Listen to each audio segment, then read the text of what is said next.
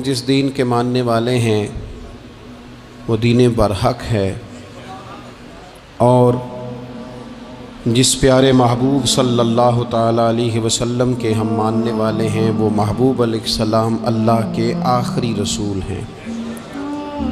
نبی اکرم صلی اللہ تعالیٰ علیہ وسلم کامل، اکمل اور مکمل دین لے کر تشریف لائے۔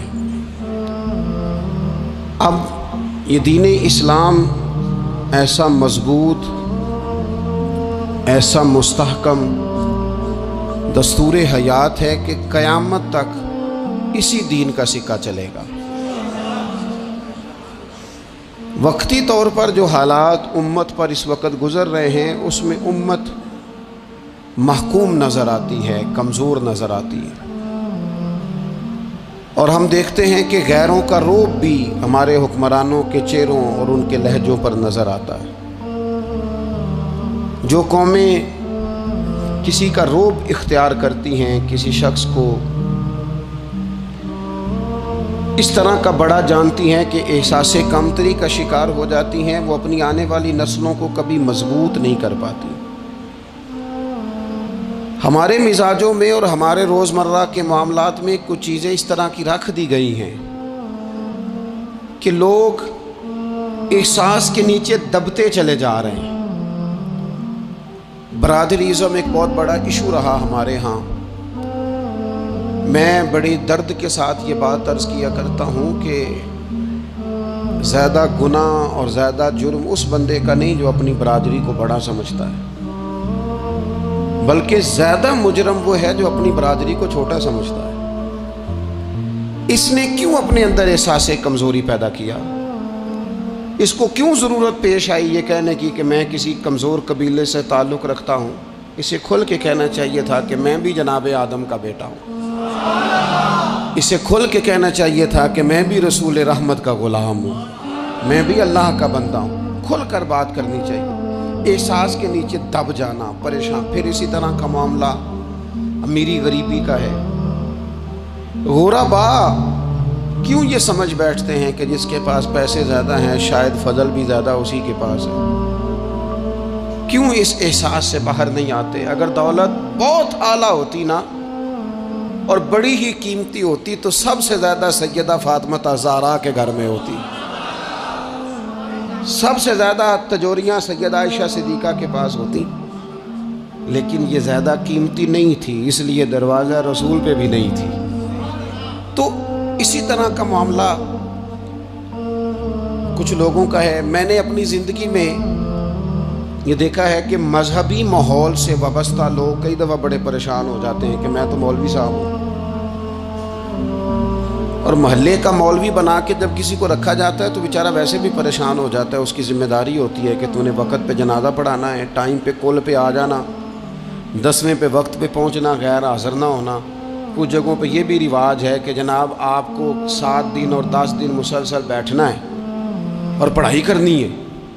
وہ آہستہ آہستہ آہستہ آہستہ بچے احساس کا شکار، یعنی قرآن شریف پڑھنے والے بچے اور کتاب و سنت کی تعلیم حاصل کرنے والے بچے، لیکن انہیں یہ کہا جاتا ہے کہ چلو فلانی جگہ قرآن پاک پڑھنے چلتے، قرآن پڑھنے جا رہے ہیں۔ قرآن انقلاب کی کتاب ہے، قرآن بندے کو عروج دیتا ہے، لیکن ان بچوں کی ذہنی ساخت یہ بنائی جا رہی ہے کہ چلو قرآن پاک پڑھنے چلتے ہیں، وہاں بریانی ملے گی کھانے کو، گوشت ملے گا کھانے کو۔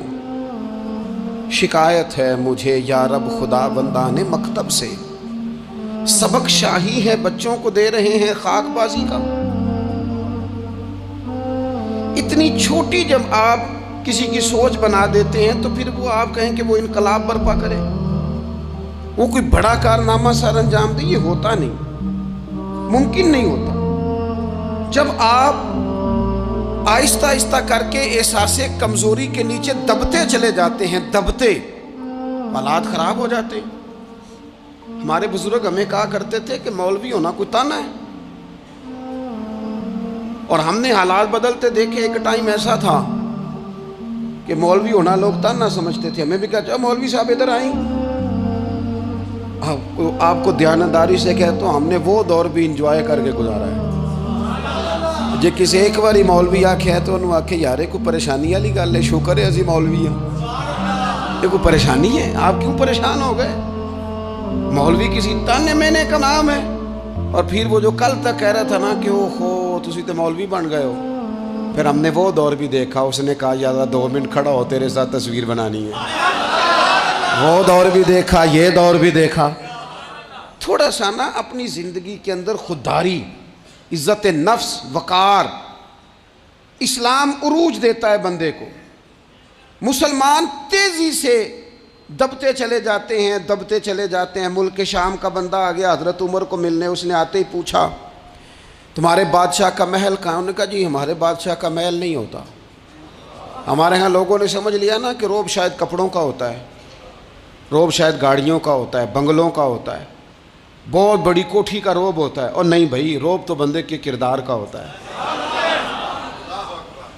उसके अफकार का रोब होता है, रोब उसके ऊंचे ख्यालात का होता है। कहाँ है आपके बादशाह का महल? तो उन्होंने कहा महल शहल तो कोई नहीं, मस्जिद में होंगे अमीरुल मोमिनीन। बंदा कहता है मैं सोच में पड़ गया कि जिसके नाम से मेरा बादशाह कांपता है वो मस्जिद में होगा। गनमैन ही कोई नहीं, हटो बचो ही कोई नहीं, इधर उधर ही कोई नहीं, पहरेदार ही कोई नहीं।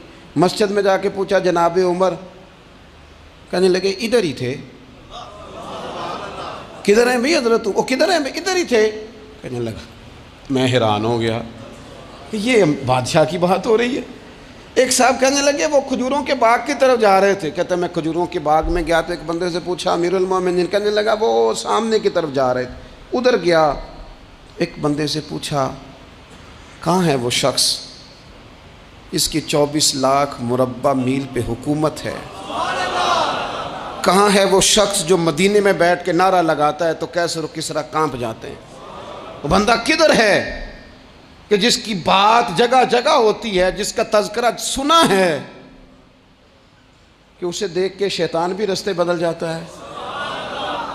उन्होंने कहा वो देख रहे हो खजूर के दरख्त के नीचे कुएं के साथ मिट्टी का ढेला तकिए की जगह रख के वो जो तामत बांधे कुर्ता पहने सोया है वही तो फारूक आज़म है। वो शख्स कहता है उमर सोए थे। शेर सोया भी हो तो उसका रोब होता है। शेर जो होता है, शेर कभी सो भी जाए ना तो लोग फिर भी खौफ खाते हैं और उसके जागने का खौफ खाते हैं कि ये कहीं जाग ना जाए। शेर जो हुआ, कहते हैं हज़रत उमर सोए थे पर मैं करीब गया तो मेरे वजूद पे रोब तारी हो गया, रोब। और मेरी ज़ुबान से बेसाख्ता ये जुमले निकले कि उमर तू इंसाफ करके सोया है ना, तो मिट्टी के ढेले पे भी तुझे सुकून की नींद है। खुददारी, वक़ार, इज़्ज़त, ये एहसास कमतरी से बाहर निकलें। हमने अपने बच्चों को मसल डाला है, वो तुसी माड़े दे बच्चे हो, तुसी तो नहीं ना आगे जा सकते, वो असी गरीब लोग ना बेटे तू फलाने के साथ ना जाया। हमने अपने बच्चों की ख्वाहिशात तबाह कर दी, कमज़ोर करके रख दिया, इन्हें बार बार सिखाया हमने। खुददार था वो बाप जिसकी थोड़ी सी आमदन थी पर वो गर्मियों में अपने पुत्र से कहता था पुत्र बड़ोले में दाने डाल दिए हैं, तुम्हारी माँ ने मर्तबान में अचार डाल दिया है, लो अब सारी गर्मियाँ परवाह कोई नहीं। वो खुददार लोग थे। लेकिन आज ये दीन गालिब होने के लिए आया है, मुसलमान ने गालिब होना है। ये थोड़ा अपनी ज़ात से उठकर जब सोचेगा ना, बड़ी बात करेगा, बड़ी बड़ी सोच पैदा करेगा, बड़ा इसका मिजाज होगा, खुला इसका दिल होगा, तो फिर ना ये ज़रा सर उठा के जिएगा। कुरान मजीद की जो आयत करीमा मैंने तिलावत की